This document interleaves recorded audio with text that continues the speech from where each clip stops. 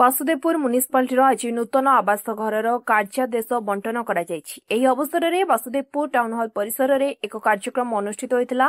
ଏହି କାର୍ଯ୍ୟକ୍ରମରେ ମ୍ୟୁନିସିପାଲିଟି କାର୍ଯ୍ୟନିର୍ବାହୀ ଅଧିକାରୀ ସୁଧାଂଶୁ ମୋହନ ସ୍ୱାଇଁଙ୍କ ସଭାପତିତ୍ୱରେ ମୁଖ୍ୟ ଅତିଥି ଭାବେ ଅଧ୍ୟକ୍ଷା ନିବେଦିତା ବେହେରା, ଉପାଧ୍ୟକ୍ଷା ଉତ୍ତମ ବାରିକ, ସାଂସଦ ପ୍ରତିନିଧି ମଧୁସୂଦନ ପାଢ଼ୀ ପ୍ରମୁଖ ଉପସ୍ଥିତ ରହି ନୂତନ ଆବାସ ହିତାଧିକାରୀଙ୍କୁ କାର୍ଯ୍ୟାଦେଶ ବଣ୍ଟନ କରିଥିଲେ।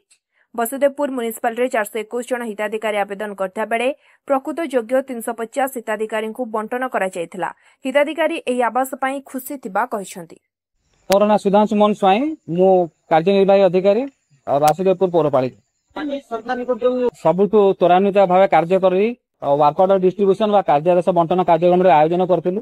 ସ୍ୱଳ୍ପ ସମୟ ଭିତରେ ଆୟୋଜନ କରାଯାଇଥିଲା। ଯେହେତୁ ଆପଣମାନେ ଜାଣିଥିବେ ଆମେ ସବୁଠାରୁ ପ୍ରଥମେ ଦଉଥିବା ଅର୍ବାନ ଲୋକାଲ ବଡି ଭିତରୁ ଗୋଟିଏ, ଆଉ ଆମର ହିତାଧିକାରୀ ସଂଖ୍ୟା 353। ଏଠାରେ ଆମେ ପୌରପାଳିକା ସଭାପତି, ଉପସଭାପତି, ମାନ୍ୟବର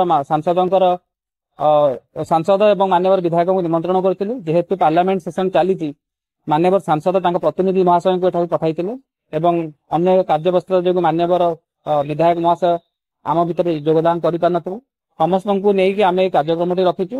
ଯଦି ବା ସଭାର ଶେଷ ଭାଗରେ କିଛି ମାତ୍ରାରେ ବିଶୃଙ୍ଖଳା ଦେଖାଯାଇଥିଲା, କିନ୍ତୁ 353 ଜଣଙ୍କୁ ଆମେ ସୁଚାରୁ ରୂପରେ କାର୍ଯ୍ୟାଦେଶ ବଣ୍ଟନ କରିପାରିବୁ ବୋଲି ଆମର ଦୃଢ ବିଶ୍ୱାସ ଅଛି। Jagabandhu Das, ward number 5 councillor.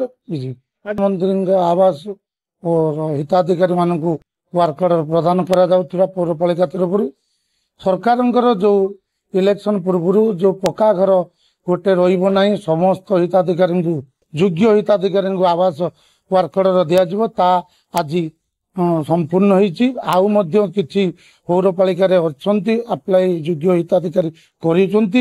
ଏ ଦ୍ୱିତୀୟ ଥର ପୁଣି ବି କାର୍ଯ୍ୟାଦେଶ ଦିଆଯିବ। ବାସୁଦେବପୁର ମଧୁସ୍ମିତା ପଲ୍ଲାଙ୍କ ରିପୋର୍ଟ, ସ୍ୱତନ୍ତ୍ର ଓଡ଼ିଶା ଲାଇଭ୍।